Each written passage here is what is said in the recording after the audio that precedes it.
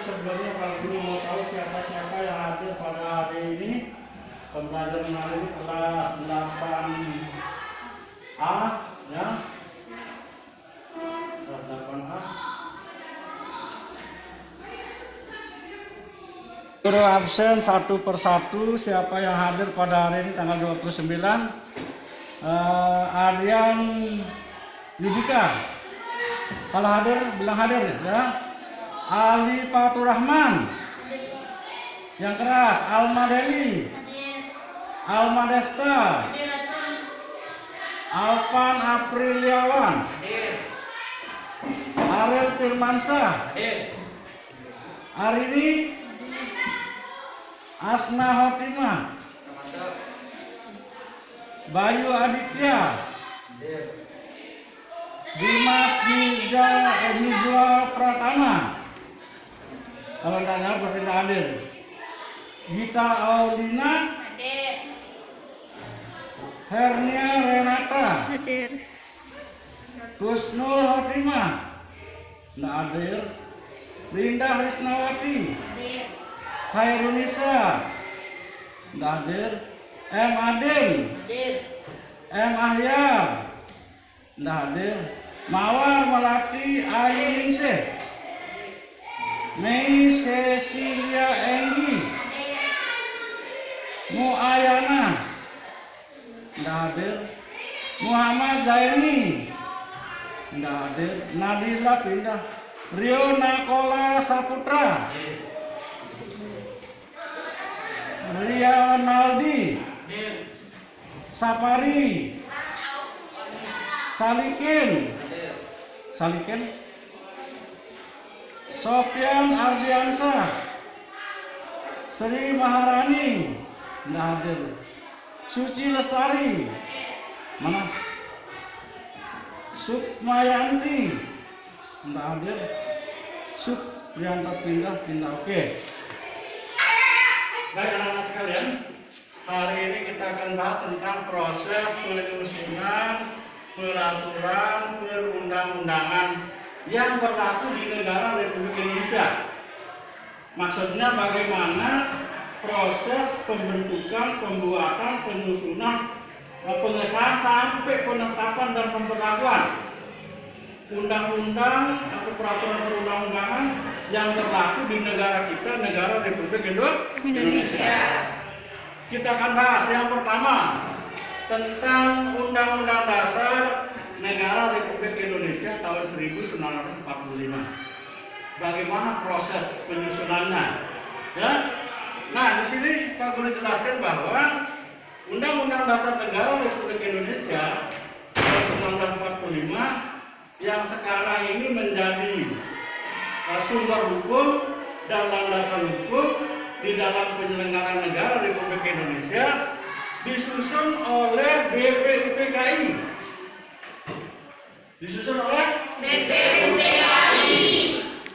BPUPKI itu singkatan dari Badan Penyelidik Usaha-usaha Persiapan Kemerdekaan Indonesia.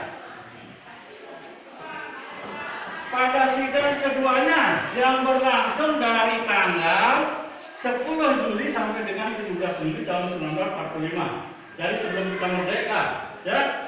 Sebelum kita merdeka, Undang-Undang Dasar 45 ini sudah disusun, dirumuskan, dipersiapkan oleh BPUPKI. Setelah dia disusun, ya sudah jadi, susunannya sudah bagus, maka pada tanggal 18 Agustus 1945 ditetapkan oleh BPUPKI. Jadi yang menetapkan Undang-Undang Dasar 45 itu adalah PPKI. Apa? PPKI. Singkatan dari apa PPKI itu? Panitia Persiapan Kemerdekaan Indonesia. Itu yang menggantikan BPUPKI. Jadi PPKI ini menggantikan BPUPKI setelah BPUPKI selesai melaksanakan tugasnya. Tugasnya pertama merumuskan atau membentuk Undang Dasar Negara, kemudian merumuskan Dasar Negara, ya Undang-Undang Dasar. Yang pertama tugasnya BPUPKI itu adalah menyiapkan dasar negara kalau Indonesia merdeka. yaitu sidang pertama. Kemudian sidang keduanya, di situ tugasnya adalah menyusun Undang-Undang Dasar untuk negara Republik Indonesia yang akan merdeka. Yang berikutnya, siapa yang boleh merubah Undang-Undang Dasar? Jadi Undang-Undang Dasar ini bisa dirubah, ya, bisa dirubah. Untuk apa dilakukan perubahan? Ya, dilakukan perubahan untuk menyesuaikan Undang-Undang Dasar itu sendiri dengan perkembangan zaman. Perkembangan zaman ini Undang-Undang Dasar dibuat dari tahun 1945. Ya, sekarang ini sudah tahun 2021. Sudah berapa? Kurang lebih 70 sekian tahun, ya. Maka sudah banyak perkembangan politik, ekonomi, sosial budaya, perkembangan pertahanan dan keamanan dan lain sebagainya yang berkembang di dunia. Maka kalau Undang-Undang Dasar 45 tidak diubah, maka dia nanti tidak sesuai, tidak bisa mengikuti zaman. Ya, oleh karena itu dilakukan perubahan dengan maksud untuk menyesuaikan Undang-Undang Dasar 45 dengan perkembangan zaman. Understand? Ya. Nah, siapa yang boleh melakukan perubahan Undang-Undang Dasar? Yang boleh melakukan perubahan terhadap Undang-Undang Dasar hanya MPR. Siapa yang boleh melakukan perubahan Undang-Undang Dasar? MPR itu singkatan dari Majelis Permusyawaratan Rakyat. Dari mana anggota MPR itu? Anggota MPR itu terdiri dari anggota DPR, ya, seluruh anggota DPR RI dan DPD. Ya. Nah, kemudian sampai dengan hari ini, Undang-Undang Dasar Negara Republik Indonesia sudah pernah dirubah sebanyak 4 kali. Ya, sampai dengan saat ini Undang-Undang Dasar 45 itu sudah pernah dirubah sebanyak 4 kali. Berapa kali? 4 kali perubahan.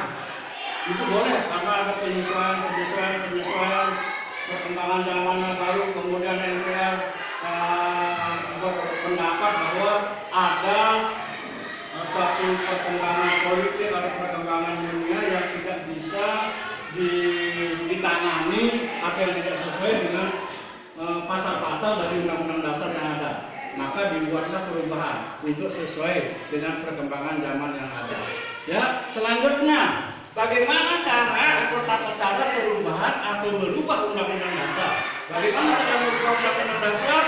Caranya ada beberapa. Yang pertama, perubahan itu diusulkan, ya, oleh anggota MPR. Yang pertama, usul perubahan pasal-pasal diajukan oleh sekurang-kurangnya sepertiga dari jumlah anggota MPR. Jadi sepertiga dari jumlah anggota MPR itu diusulkan untuk dilakukan perubahan. Ya, itu yang pertama. Nah, usulnya itu disampaikan secara tertulis. Ya, terus misalnya, kepada yang terhormat MPR atau ketua MPR, dengan ini saya mengusulkan untuk dilakukan perubahan terhadap pasal-pasal ini. Ditulis, ya, apa saja yang akan diubah itu apa saja. Diajukan dulu. Setelah diajukan, maka MPR yang kedua, MPR melakukan sidang. Ya, sidang MPR. Sidang MPR untuk mengubah pasal-pasal. Nah, untuk mengubah pasal-pasal ini, sidang MPR ini harus disetujui oleh sekurang-kurangnya 2/3 dari jumlah anggota MPR. Nah, sidang MPR untuk mengubah pasal-pasal dihadiri oleh sekurang-kurangnya 2/3 dari jumlah anggota MPR itu sendiri. Ya, harus dihadiri oleh 2/3. Ketika ada usulan kemudian disidangkan untuk bagaimana mempertimbangkan usul ini. Yang hadir anggota MPR yang hadir harus 2/3 ketika membahas usulan dari sekelompok orang anggota MPR yang mengusulkan untuk terjadi perubahan. Yang ketiga, putusan untuk mengubah Undang-Undang Dasar atau mengubah pasal-pasal dari Undang-Undang Dasar itu 50% itu setengah artinya. Ya, 50% ditambah 1. Setengah tambah 1 dari jumlah anggota MPR yang ada. Kalau jumlah MPR yang ada misalnya 620 orang, misalnya ya 620 orang, maka usul itu disetujui oleh kurang lebih 414 orang yang setuju untuk dilaksanakan. Kalau dia 620 ya, maka yang setuju harus 311. Kan setengah tambah 1. Bila dikaitkan dengan 620, maka yang setuju harus 311. Ya? Berikutnya khusus mengenai bentuk negara, Kesatuan Republik Indonesia tidak dapat dilakukan perubahan. Jadi tidak boleh dilakukan perubahan terhadap bentuk negara. Itu tidak boleh. Ya? Nanti ada yang lain-lain yang tidak boleh disepakati. Dalam perubahan undang-undang dasar itu masih ada hal-hal yang sudah disepakati untuk tidak diubah. Nah, yang di sini yang jelas di sini dikatakan bentuk negara itu tidak boleh diubah. Ya? Nah, demikian anak-anak sekalian penjelasan Pak Guru tentang proses penyusunan peraturan perundang-undangan. Paham? Paham? Baik, kalau demikian Pak Guru mau tanya kalian sampai di mana kamu paham? Kalau yang bisa menjawab pertanyaan Pak Guru tolong angkat tangan, ya? Ya. Yang pertama yang bisa angkat tangan ya. Siapa yang menyusun Undang-Undang Dasar Negara Republik Indonesia? Yang bisa angkat tangan? Oh, yang keluar dulu ya. BPUPKI. Kamu singkatan dari apa BPUPKI itu? Badan Penyelidik Usaha-usaha Persiapan Kemerdekaan Indonesia. Baik, kita lanjutkan. Berikutnya, siapa yang menetapkan Undang-Undang Dasar Negara Republik Indonesia? Yang apa namanya? Yang laki sekarang nih. Siapa? Siapa? PPKI. PPKI itu singkatan dari ya. Panitia Persiapan Kemerdekaan Indonesia. Baik, selanjutnya Pak Guru mau tanya satu hal lagi. Siapa yang boleh merubah Undang-Undang Dasar? Angkat tangan. Kok ada 1-2 orang yang lainnya nggak ngerti? Kamu nggak ngerti? Ngapain doang dari tadi? Coba kamu. Siapa yang boleh merubah Undang-Undang Dasar? Ya? Dari tadi dia tidur, dia menghayal. Siapa yang dapat? Yang ya. MPR. Yang boleh merubah Undang-Undang Dasar adalah MPR. Jadi kamu sebaiknya belajar dengan sungguh-sungguh kalau sekolah. Jangan main-main, ya. Sekolah itu adalah satu usaha dari kalian untuk meningkatkan kehidupan kamu di masa yang akan datang. Hanya dengan sekolah ini kita satu-satunya jalan atau cara untuk kita meningkatkan kualitas diri kita. Jangan hanya belajar, ya. Yang berikutnya satu pertanyaan lagi, ya. Yang tidak dapat dirubah di dalam yang tidak dapat dirubah, ya. Bagian dari Undang-Undang Dasar itu apa? Bagian apa yang tidak dapat dirubah atau yang tidak boleh dirubah dari Undang-Undang Dasar itu? Siapa yang katakan?